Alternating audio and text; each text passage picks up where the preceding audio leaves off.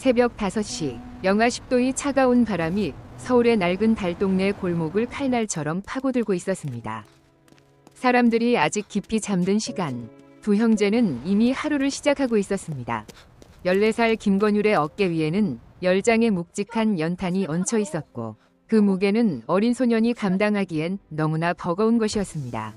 그의 뒤를 따라오던 12살 동생 김찬율은 2장의 연탄을 가슴에 꼭 끌어안은 채 형의 발걸음을 놓치지 않으려 애쓰고 있었습니다. 눈 덮인 비탈길은 미끄러웠고 찬율의 발이 순간 미끄러지자 건율은 재빨리 뒤돌아 동생을 붙잡았습니다. 건율은 아무 말 없이 무릎을 꿇고 동생의 풀린 운동화끈을 조용히 묶어주었습니다. 차가운 바람 속에서 붉게 얼어붙은 형의 손을 바라보던 찬율은 조심스럽게 그 손을 두 손으로 감싸 쥐었습니다.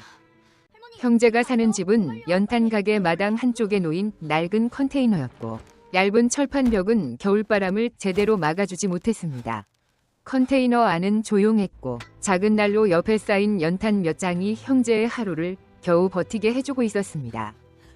건율은 말없이 연탄을 난로 옆에 내려놓았고 찬율은 조용히 형의 옆에 앉아 그 모습을 바라보고 있었습니다. 컨테이너 문을 열자 차가운 겨울 공기가 밀려들었고 두 형제의 하루는 그렇게 다시 시작되고 있었습니다. 골목 끝에서는 교복을 단정히 입은 아이들이 웃으며 학교로 향하고 있었고 그 풍경은 형제에게 너무도 먼 세상처럼 보였습니다. 찬율은 잠시 그 아이들을 바라보다가 조심스럽게 형에게 물었습니다. 형, 우리도 언젠가는 학교에 갈 수 있을까? 건율은 아무 대답도 하지 못한 채 잠시 하늘을 바라보았고 그 질문에 대한 답을 찾지 못한 듯 조용히 시선을 돌렸습니다. 잠시 후 건율은 작은 편의점에 들어가 가장 싼 삼각김밥 하나를 사들고 나왔습니다. 그는 아무렇지 않은 표정으로 김밥을 반으로 나눈 뒤 더 큰 쪽을 동생에게 건네주었습니다. 찬율이 형에게 왜 항상 큰 쪽을 주냐고 묻자 건율은 이미 아까 먹어서 배가 부르다며 아무렇지 않게 웃어 보였습니다. 사실 건율의 배는 여전히 비어 있었지만 동생에게만큼은 그 사실을 절대 들키고 싶지 않았습니다. 두 형제는 편의점 앞 작은 턱에 나란히 앉아 조용히 김밥을 나눠 먹었습니다. 그때 찬율의 표정이 갑자기 굳어졌고 그는 골목 어딘가를 향해 천천히 고개를 돌렸습니다. 찬율은 코를 킁킁거리며 다시 한번 공기를 맡았고 그 표정에는 분명한 불안이 떠올라 있었습니다. 형, 이상한 냄새가 나. 가스 냄새야. 찬율은 낮은 목소리로 그렇게 속삭였습니다. 건율은 처음에는 아무 냄새도 느끼지 못했지만 동생의 예민한 감각을 의심해 본 적은 단 한 번도 없었습니다. 두 형제의 시선이 동시에 골목 아래쪽 반지하 창문을 향했고 그곳에서는 아주 희미한 연기가 천천히 새어나오고 있었습니다. 그 순간 건율의 표정이 굳었고 그는 연탄을 내려놓자마자 반지하 집 쪽으로 달리기 시작했습니다. 찬율 역시 형의 뒤를 따라 전력으로 뛰었고 좁은 골목에는 두 형제의 거친 숨소리만 울려 퍼졌습니다. 건율은 문 앞에 도착하자마자 힘껏 문을 두드리며 크게 외쳤습니다. 할머니, 할머니 계세요? 하지만 집안에서는 아무런 대답도 들려오지 않았고 골목의 공기만 점점 더 불안하게 가라앉고 있었습니다. 건율은 잠시 망설이다가 문고리를 잡았고 다행히 문은 잠겨있지 않은 채 천천히 열렸습니다. 문이 열리는 순간 매캐한 가스 냄새가 한꺼번에 밖으로 쏟아져 나오기 시작했습니다. 건율은 망설일 틈도 없이 문을 밀고 안으로 뛰어들어갔고 찬율도 곧바로 뒤따라 들어왔습니다. 좁은 반지하 방 안에는 매캐한 가스 냄새가 가득 차 있었고 희미한 불빛 아래 한 노인이 움직이지 않은 채 누워 있었습니다. 건율은 상황을 보자마자 창문 쪽으로 달려가 힘껏 창문을 밀어 올렸습니다. 차가운 겨울 공기가 방 안으로 밀려 들어오자 가득 차 있던 가스가 천천히 밖으로 빠져나가기 시작했습니다. 그 사이 찬율은 바닥에 쓰러져 있던 할머니를 부축하며 계속해서 등을 두드렸습니다. 건율은 벽 쪽에 달려있던 가스 밸브를 발견하고 급하게 손을 뻗어 밸브를 잠갔습니다. 방 안의 공기는 여전히 답답했지만 조금씩 숨을 쉴 수 있는 공간이 생기기 시작했습니다. 찬율은 계속해서 할머니의 등을 두드리며 조용히 말했습니다. 할머니, 괜찮으세요? 제발 눈 좀 떠보세요. 몇 초의 긴 침묵 끝에 할머니의 입에서 갑자기 거친 기침 소리가 터져 나왔습니다. 그 순간 두 형제의 굳어있던 표정이 조금씩 풀리며 방 안의 긴장이 천천히 가라앉기 시작했습니다. 할머니는 힘겹게 몸을 일으키며 두 형제를 바라보았고 떨리는 목소리로 고맙다는 말을 계속해서 반복했습니다. 하지만 건율은 그 인사를 끝까지 듣지 않았고 찬율의 손을 잡은 채 조용히 방을 빠져나왔습니다. 두 형제는 다시 차가운 골목으로 나왔고 겨울 공기는 여전히 매섭게 불어오고 있었습니다. 찬율은 아직도 코끝에 남아있는 가스 냄새 때문에 얼굴이 굳어 있었고 그 냄새는 오래된 기억을 끌어올리고 있었습니다. 5해 전 매캐한 연기와 함께 작은 집안에서 불길이 번지기 시작했던 바로 그날의 기억이었습니다. 어린 형제는 울면서 집 밖으로 뛰쳐나왔고 그들을 밀어낸 엄마는 다시 불길 속으로 들어가고 있었습니다. 아이들은 거리에서 울부짖으며 집을 바라보았지만 불길 속으로 들어간 엄마는 끝내 다시 나오지 못했습니다. 찬율은 잠시 눈을 감았다가 천천히 다시 떴고 건율은 아무 말 없이 동생의 어깨를 조용히 감싸주었습니다. 바로 그때 조용하던 골목 입구로 검은색 고급 세단 한 대가 천천히 들어오기 시작했습니다. 낡은 달동네와는 전혀 어울리지 않는 그 차가 멈춰 서는 순간 두 형제의 인생은 조금씩 다른 방향으로 움직이기 시작하고 있었습니다. 차영선 회장은 한동안 두 형제를 바라보다가 조용히 그들 쪽으로 걸어오기 시작했습니다. 사람들 사이에서 묵묵히 연탄을 나르는 아이들의 모습이 그녀의 눈에 쉽게 잊히지 않았기 때문이었습니다. 영선은 가까이 다가오더니 따뜻한 김이 올라오는 호빵 2개를 조심스럽게 건넸습니다. 얘들아, 이거 좀 먹으렴. 아침부터 많이 추웠지. 건율은 순간 본능적으로 한 걸음 물러서며 낯선 어른을 경계하는 눈빛을 보였습니다. 하지만 바로 그때 찬율의 배에서 작은 꼬르륵 소리가 조용히 울렸습니다. 건율은 잠시 망설이다가 결국 고개를 숙이며 두 손으로 호빵을 받아들었습니다. 찬율은 조심스럽게 호빵을 들고 따뜻한 김을 바라보며 조용히 웃었습니다. 그 모습을 바라보던 차영선의 눈동자가 아주 미세하게 흔들렸습니다. 그 아이들의 모습 속에서 오래전 가난했던 자신의 어린 시절이 겹쳐 보였기 때문이었습니다. 그때 찬율의 표정이 갑자기 굳어졌고 그는 차영선의 귀 근처를 조용히 바라보기 시작했습니다. 일반 사람이라면 전혀 들을 수 없는 아주 미세한 기계음이 그의 귀에 또렷하게 들리고 있었기 때문입니다. 마치 작은 벌레가 귀 속에서 윙윙거리는 듯한 기묘한 소리였습니다. 찬율은 잠시 귀를 기울이다가 조용히 형의 옷깃을 잡아당겼습니다. 형, 저 사람 귀에서 이상한 소리가 나. 건율은 순간 놀란 눈으로 찬율을 바라보았지만 동생의 말을 가볍게 넘길 수 없다는 것도 알고 있었습니다. 그래서 그는 주변을 잠시 살핀 뒤 주머니에서 연탄 전표 한 장을 꺼냈습니다. 그리고 뒷면에 서툴지만 힘을 주어 짧은 문장을 천천히 써내려가기 시작했습니다. 잠시 후 건율은 그 종이를 조용히 접어 차영선의 손에 건넸습니다. 종이에는 단 한 줄의 경고가 적혀 있었습니다. 지금 당장 보청기를 빼세요. 도청되고 있습니다. 차영선은 잠시 종이를 바라보다가 아주 천천히 고개를 들었습니다. 그녀의 눈동자에는 짧은 순간 스쳐 지나가는 낯선 긴장감이 비쳐 보였습니다. 잠시 후 그녀는 아무 일도 없는 것처럼 고개를 끄덕이며 아이들에게 미소를 지었습니다.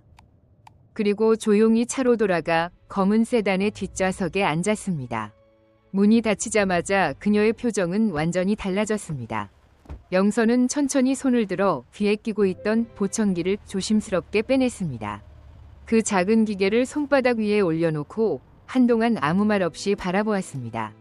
이 보청기는 반년 전 마치 친자매처럼 지내온 이복희가 직접 선물해준 것이었습니다. 하지만 지금 그녀의 머릿속에는 단 하나의 질문만이 떠오르고 있었습니다. 정말로 내가 지금까지 계속 도청당하고 있었던 걸까? 이틀 후 차영선은 신뢰할 수 있는 보안 전문가에게 보청기를 조용히 전달했습니다. 겉으로 보기에는 평범한 보청기였지만 내부를 열어본 전문가의 표정이 곧바로 굳어졌습니다. 그 안에는 아주 작고 정교하게 숨겨진 고성능 도청 칩이 설치되어 있었습니다. 그 칩은 단순한 장난감 수준이 아니라 전문적으로 제작된 특수 장비였습니다. 전문가는 조심스럽게 말했습니다. 회장님, 최소 몇 달 동안 모든 대화가 외부로 전송됐을 가능성이 있습니다. 그 말을 듣는 순간 차영선의 눈빛이 차갑게 가라앉았습니다. 머릿속에서 지난 반년 동안의 모든 대화들이 빠르게 스쳐 지나갔습니다. 회사 경영 이야기, 내부 전략, 그리고 개인적인 이야기까지. 누군가가 그 모든 것을 조용히 듣고 있었다는 사실이 이제 분명해졌습니다. 그리고 그 순간 차영선의 머릿속에는 그날 아침 연탄을 나르던 두 소년의 얼굴이 다시 떠올랐습니다. 그날 오후 차영선은 아무에게도 알리지 않고 다시 그 낡은 달동네 골목으로 차를 몰았습니다. 검은 세단은 천천히 골목 안쪽으로 들어갔고 그녀의 눈은 조용히 주변을 살피고 있었습니다. 잠시 후 차는 연탄 가게 앞에서 멈추었고 영선은 조용히 차 문을 열고 밖으로 나왔습니다. 가게 주인에게 두 형제에 대해 묻자 그는 말없이 골목 뒤편을 손가락으로 가리켰습니다. 그곳에는 녹이 슬어버린 작은 컨테이너 하나가 외롭게 놓여 있었습니다. 영선은 잠시 숨을 고른 뒤 천천히 그곳으로 걸어갔습니다. 문을 살짝 밀어 열자 차가운 공기와 함께 좁은 공간이 눈앞에 펼쳐졌습니다. 컨테이너 안에는 낡은 담요 2장과 작은 책상 하나가 전부였습니다. 하지만 영선의 시선을 멈추게 한 것은 벽에 빼곡하게 적혀있는 연필 글씨였습니다. 그것은 학교에 가본 적 없는 아이가 상상으로 그려놓은 하루의 시간표였습니다. 차영선은 한동안 그 벽을 바라보다가 천천히 손을 뻗어 연필로 적힌 시간표를 조심스럽게 만졌습니다. 아침 6시, 연탄 배달, 아침 7시, 물 길어오기, 낮에는 일, 밤에는 공부. 실제로는 존재하지 않는 학교 시간이 그 벽에는 아주 또박또박 적혀 있었습니다. 학교에 가본 적 없는 아이가 상상으로 만든 하루의 시간표였습니다. 그 순간 차영선의 가슴이 묘하게 조여왔습니다. 그녀 역시 어린 시절 아무도 없는 고아원에서 혼자 시간을 견뎌야 했던 기억이 있었기 때문입니다. 잠시 후 골목 입구에서 두 형제가 돌아오는 발걸음 소리가 들려왔습니다. 연탄 먼지가 묻은 채 돌아온 건율과 찬율은 컨테이너 앞에서 멈춰 섰습니다. 그리고 그곳에 서 있는 낯선 검은 코트를 입은 여자를 보고 동시에 놀란 표정을 지었습니다. 차영선은 조용히 돌아서며 두 형제를 바라보았습니다. 건율은 본능적으로 동생 앞에 한 걸음 나서며 차영선을 조심스럽게 바라보았습니다. 하지만 차영선의 표정에는 위협이나 경계 대신 이상할 만큼 차분한 온기가 담겨 있었습니다. 그녀는 잠시 두 형제를 바라보다가 조용히 물었습니다. 너희 혹시 잠깐 이야기 좀 할 수 있겠니? 건율은 쉽게 대답하지 못했고 찬율은 형의 옷을 살짝 잡고 조용히 서 있었습니다. 잠시 후 차영선은 조용히 뒤에 서 있던 수행실장에게 손짓을 했습니다. 실장은 아무 말 없이 골목 끝으로 걸어가 약 30m쯤 떨어진 곳에 멈춰 섰습니다. 차영선은 찬율을 바라보며 아주 부드러운 목소리로 말했습니다. 저 사람이 지금 뭐라고 말하는지 들을 수 있겠니? 멀리 서 있던 실장은 아주 작은 목소리로 무언가를 속삭이기 시작했습니다. 주변 사람이라면 절대 들을 수 없을 만큼 작은 소리였습니다. 하지만 찬율의 눈동자가 천천히 움직이기 시작했습니다. 찬율은 잠시 귀를 기울이다가 아주 천천히 입을 열었습니다. 저 사람, 지금 이렇게 말했어요. 오늘 날씨가 춥다고. 그 말을 듣는 순간 차영선의 눈동자가 조용히 흔들렸습니다. 그녀는 즉시 고개를 들어 골목 끝에 서 있는 수행실장을 바라보았습니다. 잠시 후 수행실장이 천천히 고개를 끄덕였습니다. 방금 자신이 속삭인 말이 정확히 그것이었기 때문입니다. 차영선은 다시 찬율을 바라보며 조금 더 낮은 목소리로 물었습니다. 혹시 다른 소리도 들리니? 찬율은 잠시 주변을 둘러보더니 고개를 살짝 기울였습니다. 그리고 아주 조용히 말했습니다. 저 차 안에서 작은 기계 소리가 나요. 차영선은 순간 아무 말도 하지 못한 채 찬율을 바라보았습니다. 그 작은 아이의 말이 결코 가볍게 들리지 않았기 때문입니다. 찬율은 고개를 조금 더 기울이며 다시 귀를 기울였습니다. 그리고 조용히 손가락으로 골목 끝에 세워진 검은 세단을 가리켰습니다. 저 차 안에서 아까 들었던 것과 비슷한 기계 소리가 계속 나요. 그 말을 듣는 순간 수행실장의 표정이 굳어졌습니다. 차영선 역시 천천히 고개를 돌려 자신의 차를 바라보았습니다. 잠시 후 그녀는 아주 낮은 목소리로 실장에게 말했습니다. 차 안을 전부 확인해 보세요. 그리고 그 순간 차영선의 머릿속에서 한 가지 생각이 또렷하게 떠올랐습니다. 수행실장은 곧바로 차로 달려가 내부를 하나하나 확인하기 시작했습니다. 잠시 후 그는 계기판 아래쪽에서 아주 작은 장치를 발견했습니다. 겉으로는 거의 보이지 않을 만큼 정교하게 숨겨진 도청 장치였습니다. 실장은 조심스럽게 그것을 꺼내 들고 차영선에게 가져왔습니다. 그 작은 금속 조각을 바라보는 순간 차영선의 눈빛이 완전히 차가워졌습니다. 이제 그녀는 확실히 알게 되었습니다. 누군가가 아주 오래전부터 자신을 몰래 감시하고 있었다는 사실을 말입니다. 그리고 그 사실을 처음으로 알려준 사람은 다름 아닌 이 두 아이였습니다. 차영선은 잠시 생각에 잠긴 뒤 조용히 두 형제를 바라보았습니다. 그리고 마침내 아주 뜻밖의 제안을 꺼냈습니다. 차영선은 잠시 두 형제를 바라보다가 조용히 입을 열었습니다. 혹시 나와 함께 지낼 생각은 없니? 뜻밖의 질문에 건율의 표정이 순간 굳어졌습니다. 찬율 역시 형의 옆에서 조용히 눈을 크게 뜨고 그녀를 바라보고 있었습니다. 차영선은 잠시 숨을 고른 뒤 솔직하게 말을 이어갔습니다. 나는 내 귀가 필요하다. 그 말에 건율의 눈빛이 다시 한번 흔들렸습니다. 하지만 차영선의 목소리는 여전히 차분하고 진지했습니다. 대신 약속할게. 따뜻한 방과 제대로 된 밥을 먹게 해주겠다. 그리고 그 순간 두 형제의 인생을 바꿀 선택의 시간이 찾아왔습니다.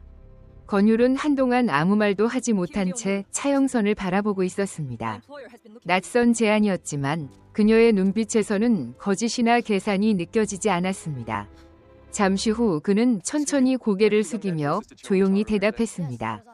동생이 괜찮다면요.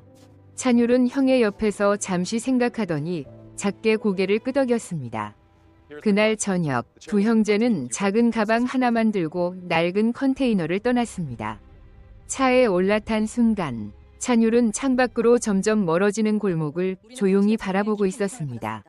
그곳은 춥고 힘들었지만 두 형제가 서로를 지켜온 유일한 세상이었습니다. 하지만 이제 그들의 앞에는 전혀 다른 세상이 기다리고 있었습니다. 검은 세단은 천천히 달동네 골목을 빠져나와 도시의 불빛 속으로 들어갔습니다. 검은 세단은 한참을 달린 뒤 거대한 철문 앞에서 천천히 멈춰 섰습니다. 문이 열리자 넓은 정원과 웅장한 저택이 조용히 모습을 드러냈습니다. 건율과 찬율은 차에서 내리며 말없이 그 풍경을 바라보았습니다. 지금까지 살아온 세상과는 전혀 다른 공간이 눈앞에 펼쳐져 있었기 때문입니다. 집 안으로 들어가자 따뜻한 공기가 두 형제를 감싸 안았습니다. 잠시 후 식탁 위에는 따뜻한 국과 밥, 그리고 여러 가지 음식들이 차려졌습니다.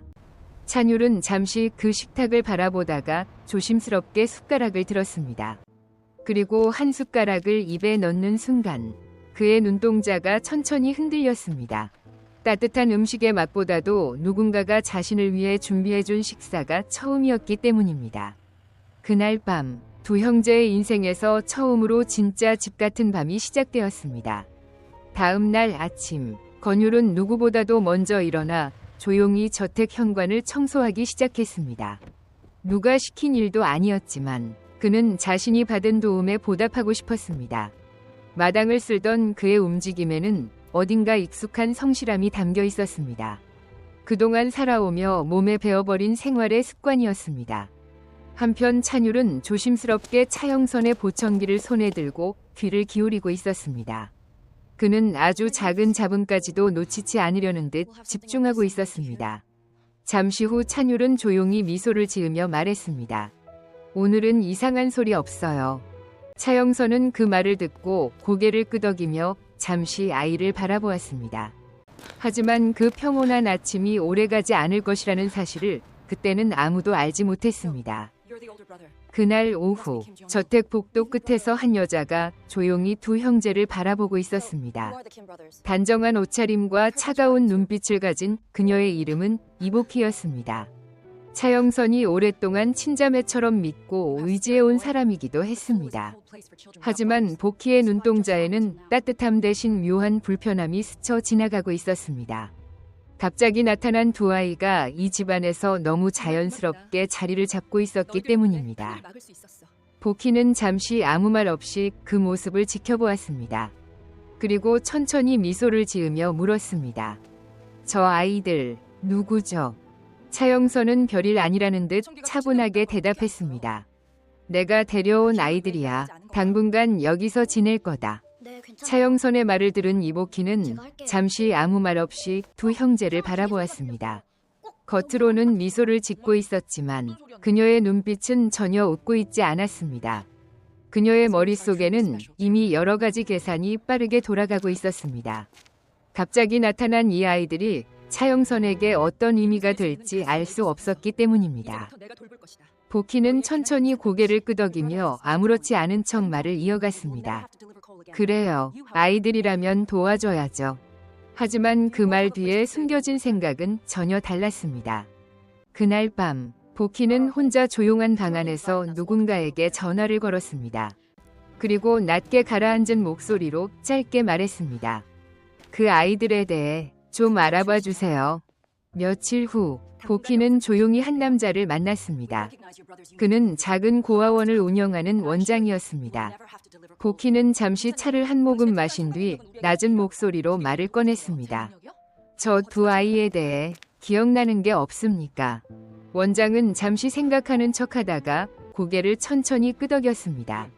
그리고 곧바로 복희가 원하는 이야기를 만들어내기 시작했습니다. 아이들이 문제를 일으켰고 물건을 훔친 적도 있었다는 이야기였습니다. 그 모든 말은 사실이 아니었지만 복희에게는 충분했습니다. 잠시 후 그녀는 조용히 봉투 하나를 테이블 위로 밀어놓았습니다. 그날 이후 거짓말은 아주 자연스럽게 진실처럼 퍼지기 시작했습니다. 며칠 후 복희의 계획은 조용히 다음 단계로 넘어가기 시작했습니다. 그녀의 아들 정식 역시 이 일에 깊이 관여하고 있었습니다. 정식은 어느 날 밤 아무도 없는 틈을 타 두 형제가 사용하는 방 안으로 몰래 들어갔습니다. 그리고 책상 위에 놓여있던 권율의 가방을 조심스럽게 열었습니다. 그의 손에는 차영선이 아끼던 금팔찌 하나가 들려 있었습니다. 정식은 주변을 한 번 더 확인한 뒤 그 팔찌를 가방 깊숙이 밀어 넣었습니다. 아무도 보지 못한 아주 짧은 순간이었습니다. 하지만 그 짧은 순간이 두 형제의 운명을 크게 흔들게 될 예정이었습니다. 다음 날 아침, 저택 안에서는 예상치 못한 소동이 시작되었습니다. 차영선의 금팔찌가 사라졌다는 사실이 알려졌기 때문입니다. 저택 안은 금세 어수선해졌고 직원들은 조심스럽게 집 안 곳곳을 확인하기 시작했습니다. 잠시 후 누군가 권율의 가방을 열어보자는 말을 꺼냈습니다. 권율은 당황한 눈빛으로 가방을 바라보았지만 아무 말도 하지 못했습니다. 가방이 열리는 순간 안에서 작은 금빛이 반짝였습니다. 차영선이 아끼던 금팔찌였습니다. 그 순간 방 안의 공기가 갑자기 무겁게 가라앉았습니다. 차영선은 잠시 아무 말도 하지 못한 채 그 장면을 바라보고 있었습니다.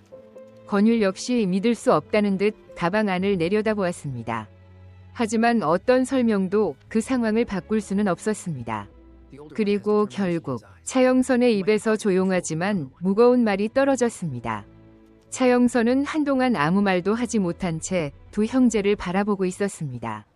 그녀의 눈빛에는 분명한 혼란과 실망이 동시에 스쳐 지나가고 있었습니다. 권율은 무언가 말하려 했지만 결국 입을 다물었습니다. 어른들이 자신을 믿지 않는 순간에 익숙해져 있었기 때문입니다. 잠시 후 차영선은 천천히 시선을 돌리며 조용히 말했습니다. 오늘은 여기까지 하자. 그 말은 사실상 두 형제에게 집을 떠나라는 의미였습니다. 권율은 아무 말도 하지 않고 찬율의 손을 잡았습니다. 그리고 두 형제는 조용히 저택을 떠나기 시작했습니다. 하지만 그들이 떠나는 모습을 바라보는 사람 중에는 다른 생각을 하는 이도 있었습니다. 두 형제는 아무 말 없이 저택을 떠나 어두운 골목길을 천천히 걸어가고 있었습니다. 차가운 밤 공기가 다시 그들의 주변을 조용히 감싸기 시작했습니다. 찬율은 형의 손을 꼭 잡은 채 한 발 한 발 따라 걸었습니다.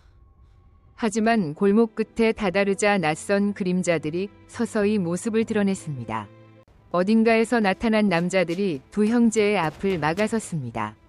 그들의 시선은 곧바로 건율이 들고 있던 가방으로 향하고 있었습니다. 가방 내놔. 짧고 거친 말이 골목 안에 울렸습니다. 건율은 아무 말도 하지 않고 가방을 더 세게 끌어안았습니다.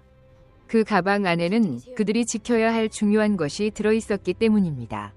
남자들 중 한 명이 건율에게 다가와 거칠게 가방을 잡아당겼습니다. 순간 균형을 잃은 건율이 뒤로 비틀거리며 넘어질 뻔했습니다. 하지만 그는 끝까지 가방을 놓지 않았습니다. 찬율은 겁에 질린 눈으로 형의 옆에 서 있었습니다. 남자 중 한 명이 짜증난 듯 건율의 어깨를 거칠게 밀쳤습니다. 건율은 그대로 바닥에 넘어졌지만 여전히 가방을 꼭 끌어안고 있었습니다. 그 안에는 차영선의 집에서 발견했던 도청 장치의 증거가 들어있었습니다. 그것만은 절대로 빼앗길 수 없다는 생각이 그의 머릿속에 가득했습니다. 바로 그때 골목 입구에서 자동차 헤드라이트가 번쩍이며 비쳤습니다. 그리고 누군가 빠른 발걸음으로 그쪽을 향해 달려오기 시작했습니다. 강한 헤드라이트 불빛이 골목을 환하게 비추자 남자들의 움직임이 순간 멈췄습니다. 차 문이 열리는 소리와 함께 한 남자가 빠르게 골목 안으로 들어왔습니다. 그는 바로 차영선 회장의 수행실장 송봉길이었습니다. 봉길은 상황을 한눈에 파악한 뒤 낮고 단호한 목소리로 말했습니다. 지금 당장 물러나지 않으면 경찰을 부르겠습니다. 남자들은 잠시 서로 눈치를 보다가 결국 뒤로 물러나기 시작했습니다. 잠시 후 골목에는 다시 조용한 공기만 남았습니다. 봉길은 바닥에 쓰러져 있던 건율에게 다가가 손을 내밀었습니다. 괜찮니? 많이 다치지는 않았어. 그리고 그날 밤 두 형제의 운명은 다시 한번 크게 움직이기 시작했습니다. 한편 저택에서는 차영선이 혼자 식탁 앞에 앉아 있었습니다. 넓은 식당에는 이상할 만큼 조용한 공기가 흐르고 있었습니다. 그녀의 앞에는 건율이 마지막으로 만들어두고 간 미역국 한 그릇이 놓여 있었습니다. 영선은 잠시 그릇을 바라보다가 천천히 숟가락을 들었습니다. 국을 한 숟가락 입에 넣는 순간 그녀의 눈동자가 조용히 흔들렸습니다. 맛은 어딘가 서툴렀고 약간 짜기도 했습니다. 하지만 그 안에는 분명 누군가의 진심이 담겨 있었습니다. 그 순간 영선의 머릿속에는 건율의 조용한 눈빛이 떠올랐습니다. 정말 내가 잘못 본 걸까? 그리고 바로 그때 그녀의 마음속에서 의심이 다시 고개를 들기 시작했습니다. 차영선은 그날 밤 늦게까지 혼자 서재에 앉아 있었습니다. 그리고 마침내 수행실장에게 조용히 지시했습니다. 아이들에 대한 기록을 처음부터 다시 조사해주세요. 다음 날 봉길은 고아원 기록을 하나하나 확인하기 시작했습니다. 하지만 조사 결과는 예상과 전혀 달랐습니다. 아이들이 문제를 일으켰다는 기록은 어디에도 존재하지 않았습니다. 오히려 대부분의 기록은 최근에 급하게 작성된 흔적이었습니다. 그때 저택에서 오래 일해온 그 말을 들은 순간 차영선은 자리에서 천천히 일어났습니다. 며칠 전 그녀의 눈빛에는 이제 더 이상 망설임이 남아있지 않았습니다. 본 적 있어요. 잠시 후 그 말을 듣는 순간 차영선의 눈빛이 완전히 달라졌습니다. 차영선은 직접 두 형제를 찾아 나서기로 결심했습니다. 연탄 가게 앞에 차가 멈추자 그녀는 서둘러 차에서 내렸습니다. 하지만 그곳에는 두 형제가 보이지 않았습니다. 잠시 후 골목 끝에서 다친 모습의 건율과 찬율이 천천히 걸어오는 것이 보였습니다. 그 모습을 본 순간 차영선의 표정이 굳어졌습니다. 그녀는 아무 말 없이 두 형제 앞으로 다가갔습니다. 그리고 갑자기 그 자리에서 무릎을 꿇었습니다. 갑작스러운 행동에 건율과 찬율은 동시에 놀란 눈으로 차영선을 바라보았습니다. 차영선은 고개를 숙인 채 한동안 아무 말도 하지 못했습니다. 그리고 잠시 후 아주 조용한 목소리로 입을 열었습니다. 미안하다. 그 한마디는 생각보다 무겁게 골목 안에 울려 퍼졌습니다.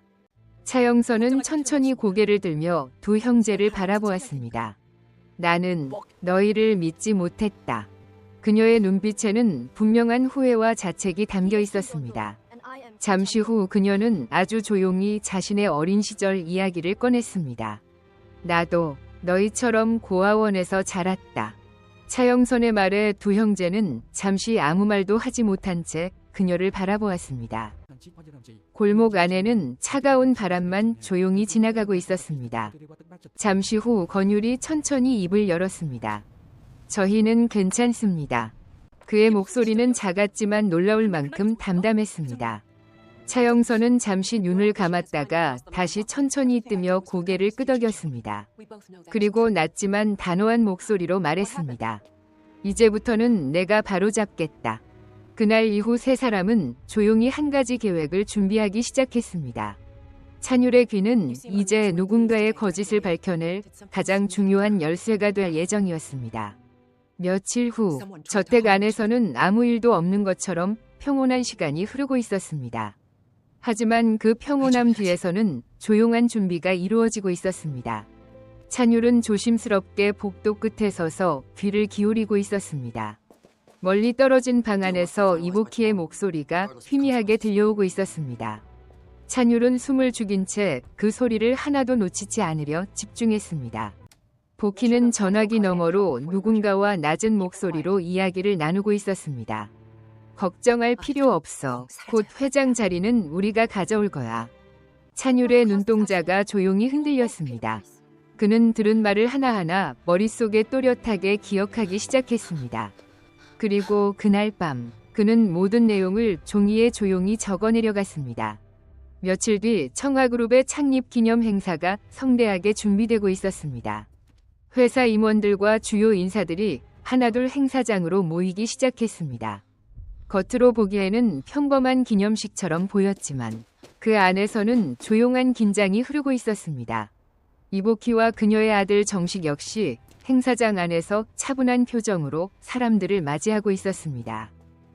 하지만 그들의 눈빛 뒤에는 다른 계획이 숨겨져 있었습니다.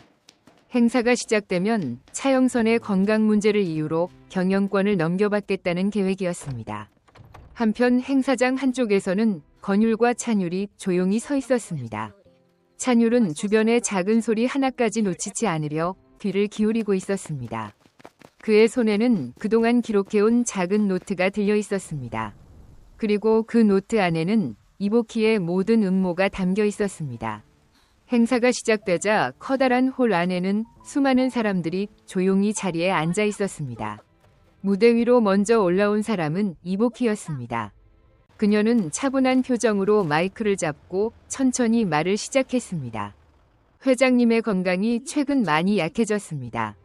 그래서 앞으로 회사의 경영을 안정적으로 이어가기 위해 새로운 결정이 필요합니다. 그녀의 말이 이어질수록 홀 안의 분위기가 점점 무거워지고 있었습니다. 그때 갑자기 뒤쪽에서 또 다른 발걸음 소리가 들려왔습니다. 사람들의 시선이 동시에 무대 입구 쪽으로 향했습니다. 그곳에는 차영선이 천천히 걸어 나오고 있었습니다. 그리고 그녀의 뒤에는 권율과 찬율이 함께 서 있었습니다. 차영선이 무대 위로 올라서자 홀 안의 모든 시선이 그녀에게 집중되었습니다. 이보키의 얼굴에는 잠시 당황한 기색이 스쳐 지나갔습니다. 차영선은 마이크 앞에 서서 잠시 조용히 사람들을 바라보았습니다. 그리고 낮지만 또렷한 목소리로 말을 시작했습니다. 먼저 여러분께 한 가지 사실을 알려드려야 할 것 같습니다.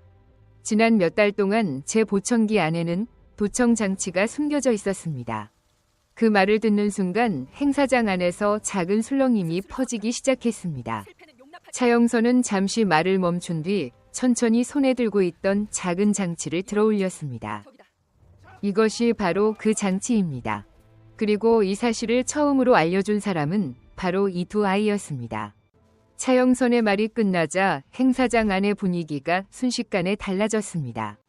사람들은 서로 얼굴을 바라보며 낮은 목소리로 웅성거리기 시작했습니다. 이복희의 표정 역시 점점 굳어지고 있었습니다. 차영선은 잠시 뒤에 서 있던 건율과 찬유를 조용히 앞으로 불렀습니다. 두 형제는 긴장된 표정으로 무대 앞으로 걸어 나왔습니다. 찬율은 손에 들고 있던 작은 노트를 조심스럽게 펼쳤습니다. 그 노트 안에는 그동안 들었던 모든 대화와 계획이 적혀 있었습니다. 차영선은 그 기록을 사람들 앞에서 천천히 읽기 시작했습니다. 이복희와 정식이 나누었던 모든 음모가 그대로 드러나기 시작했습니다. 그리고 그 순간 행 사장은 완전히 충격에 빠졌습니다. 기록이 하나씩 공개될수록 행 사장 안의 분위기는 점점 얼어붙기 시작했습니다. 이복희의 얼굴에서는 더 이상 여유로운 미소가 보이지 않았습니다.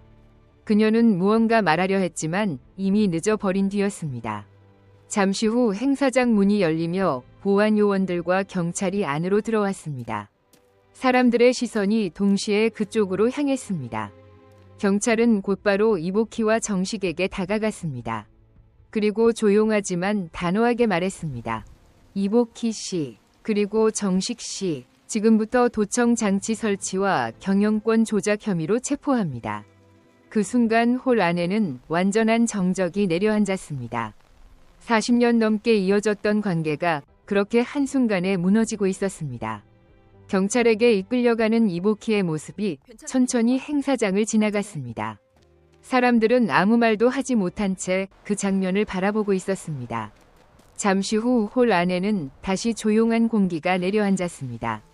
차영선은 잠시 고개를 숙였다가 다시 천천히 마이크를 들었습니다. 그리고 조용하지만 분명한 목소리로 말을 이어갔습니다. 오늘 이 자리에서 한 가지 더 말씀드릴 것이 있습니다. 사람들의 시선이 다시 그녀에게 집중되었습니다. 차영선은 옆에 서 있는 두 형제를 바라보았습니다. 그리고 천천히 말했습니다. 이 아이들은 앞으로 제 가족이 될 것입니다. 차영선의 말이 끝나자 행 사장 안은 잠시 조용해졌습니다. 사람들은 서로를 바라보며 놀란 표정을 감추지 못했습니다. 차영선은 다시 한번 두 형제를 바라보았습니다. 건율과 찬율은 여전히 믿기지 않는 표정으로 그 자리에 서 있었습니다. 잠시 후 차영선은 천천히 두 아이의 어깨에 손을 얹었습니다. 그리고 조용히 말했습니다. 이제 너희는 더 이상 혼자가 아니다. 그날 이후 청아재단은 새로운 방향으로 변화하기 시작했습니다. 어려운 환경에서 자라는 아이들을 돕기 위한 지원 프로그램이 만들어졌습니다. 그리고 그 변화의 중심에는 언제나 두 형제가 함께하고 있었습니다. 몇 주가 흐른 뒤 두 형제의 삶은 완전히 달라져 있었습니다. 건율은 새 교복을 입고 학교 교문 앞에 조용히 서 있었습니다. 컨테이너 벽에 연필로 그려두었던 상상의 시간표가 이제 현실이 된 순간이었습니다. 교실로 들어가는 그의 발걸음은 조심스러웠지만 분명히 앞으로 나아가고 있었습니다. 한편 찬율은 작은 작업실에서 헤드폰을 쓰고 다양한 소리를 듣고 있었습니다. 그는 사람들에게 도움이 되는 소리를 연구하는 전문가가 되고 싶었습니다. 그리고 그 모든 변화의 중심에는 언제나 차영선이 함께 있었습니다. 저녁이 되자 세 사람은 같은 식탁에 둘러앉았습니다. 건율이 만든 미역국이 다시 한번 식탁 위에 놓여 있었습니다.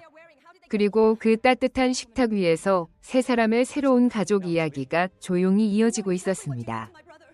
저녁 햇살이 저택 정원 위로 부드럽게 내려앉고 있었습니다. 찬율은 차영선의 옆에 서서 조심스럽게 보청기를 살펴보고 있었습니다. 잠시 후 그는 미소를 지으며 말했습니다. 오늘도 이상한 소리는 없어요. 차영선은 그 말을 듣고 조용히 고개를 끄덕였습니다. 한편 부엌에 서는 건율이 서툰 손으로 미역국을 끓이고 있었습니다. 냄비에서 올라오는 따뜻한 김이 부엌 안을 가득 채우고 있었습니다. 잠시 후 세 사람은 같은 식탁에 둘러앉았습니다. 창밖으로는 따뜻한 노을빛이 천천히 정원을 물들이고 있었습니다. 그리고 그 조용한 식탁 위에서 세 사람의 새로운 가족 이야기가 계속되고 있었습니다. 그날 이후 저택의 분위기는 이전과는 전혀 다른 따뜻함으로 채워지기 시작했습니다. 아침이 되면 건율은 여전히 가장 먼저 일어나 현관을 조용히 쓸었습니다. 누가 시킨 일은 아니었지만 그것은 그의 작은 감사의 방식이었습니다. 찬율은 차영선의 보청기를 살피며 언제나 작은 소리까지 확인했습니다. 이제 그의 귀는 누군가를 지키기 위한 능력이 되었습니다. 학교에서 돌아온 권율은 매일 조금씩 새로운 세상을 배우기 시작했습니다. 어느 날 그는 조용히 말했습니다. 나중에 저는 소방관이 되고 싶습니다. 한 번은 지키지 못했지만 앞으로는 계속 사람들을 지키고 싶습니다. 그 말을 들은 차영선의 눈동자가 조용히 흔들렸습니다. 저녁이 되면 세 사람은 언제나 같은 식탁에 둘러앉았습니다. 권율이 만든 미역국은 조금씩 더 맛있어지고 있었습니다. 찬율은 숟가락을 들기 전에 항상 차영선의 귀에 대고 말했습니다. 오늘도 아무 이상 없습니다. 차영선은 그 말을 들으며 조용히 웃었습니다. 예전에는 누구도 믿지 못했던 시간이 있었습니다. 하지만 이제 그녀의 곁에는 믿을 수 있는 두 사람이 있었습니다. 세 사람의 그림자가 따뜻한 식탁 위에 나란히 비쳤습니다. 한때 연탄을 나르던 작은 손은 이제 가족의 손을 꼭 붙잡고 있었습니다. 그리고 그들의 이야기는 이제 막 새로운 시작을 맞이하고 있었습니다.